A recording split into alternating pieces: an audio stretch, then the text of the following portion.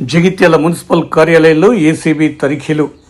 అధికారుల సోదాలు, కార్యాలయం గేటుకు తాళాలు వేసి పలు విభాగాల్లో ఫైళ్లు తనిఖీ. జగిత్యాల మున్సిపల్ కార్యాలయంలో ఏసీబీ డీఎస్పీ విజయ్ కుమార్ ఆధ్వర్యంలో అధికారులు మంగళవారం ఉదయం 11 గంటల నుండి దాడులు నిర్వహించారు. మున్సిపల్ కార్యాలయంలో పలు శాఖల్లో అవినీతి ఆరోపణలు వినిపిస్తున్న నేపథ్యంలో పలు శాఖల్లో ఈ తనిఖీలు చేపడుతున్నారు.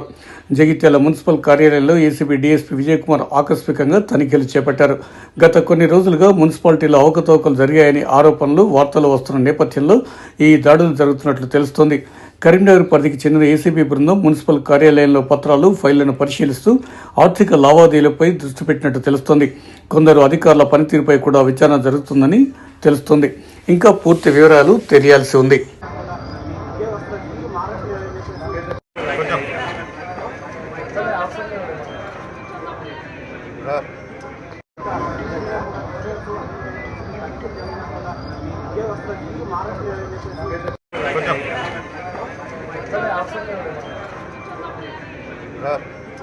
ఏ విధంగా జరిగింది అనే విషయాలను తనిఖీలు చేస్తున్నారు. రికార్డులను విజిలెన్స్ అధికారులను కూడా ఆశ్రయించడంతో ఈ తనిఖీలు నిర్వహిస్తున్నట్లు మనకు తెలుస్తుంది.